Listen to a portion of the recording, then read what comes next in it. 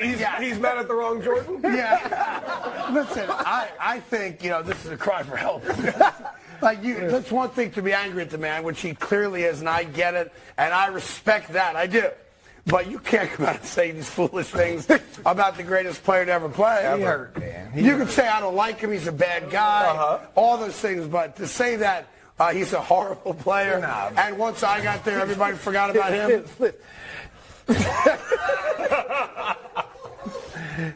It's a lot of things that's wrong with that paragraph. That's all I have to say. All right, I'm going to move on.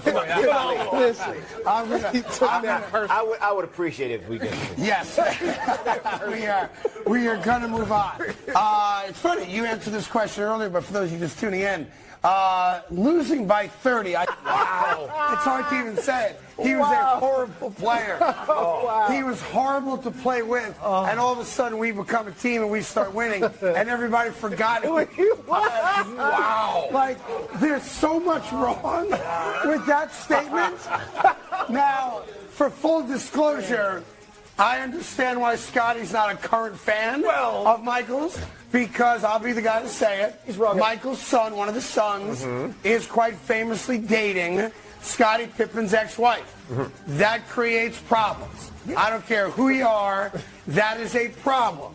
If I'm Scottie Pippen, that is a problem. Now, I'd be mad at my ex-wife more than I'd be mad at the guy that's dating her, right? Because, you like to think she would know better, especially knowing who the man's father is. But I also would have a problem with my teammate who didn't sit his son down and say, of all the women in the world, you don't have to date Scottie's ex-wife.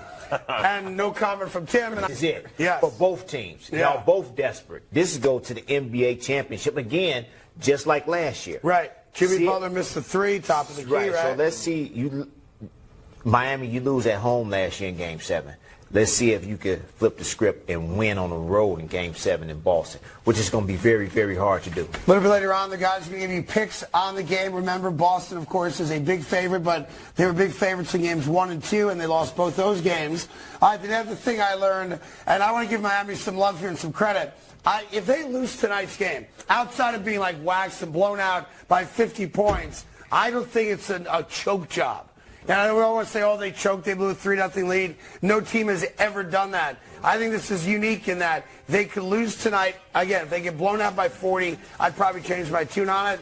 But if this is a competitive game and they lose a close game down the stretch, I don't think it's fair to say that the Miami Heat choked. It's fair to say that you can't say that the Miami Heat choked. All records are meant to be, broken. Unfortunately, you don't want to be on this side of it. New York Yankees, they was on the side of it. Yeah, thank you. You're welcome. Like you said, I'd rather be in that spot than blown out. I give myself a chance. I'm winning the game with 3 seconds left. If I'm down by 30, I'm down by 30 the whole fourth quarter, and I'm sitting down just watching game, upset and not engaged. So how about football? Is there any similarities if you lost on a last second like Hail Mary versus just being blown out? Any difference for you? Same thing. That's the same thing. You'd rather be in it. You got to be in it because it means more. It really does mean more, and then especially if you're coming back. I mean, coming back and you have no hope, and then you get some. Sure. And you get all the way down to the last moment, and then you don't win. I mean, is there any benefit to the next week? I know you play a different opponent, of course, but would there be any benefit to Miami as they fly up to Boston last night, saying, "Hey, we know we can play with these guys. They didn't blow us out. We lost on a fluky play." Well, Boston Celtics haven't blown them out all, this series.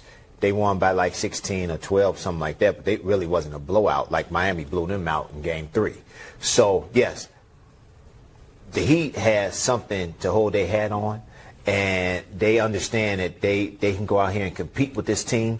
You just don't want to be that team to have done that because that's not embarrassing, but it's just You're in history now. You're in history. Yeah, and I tell you what, as a New Yorker, like Josh, I don't like New England either, or Boston. Wonderful people, great town, but we both share that dislike for Boston. The fact that the Red Sox did it in 2004, the fact that the Miami Heat, the Celtics are about to do it now in 2023, the fact that the New England Patriots did it in the Super Bowl, it's like their calling card now. Yeah. Boston or New England teams, coming back from deficits nobody else has ever come back from. And it ticks you off, Josh, and I appreciate that about you. This is crazy. But I'll say this, though. Yeah.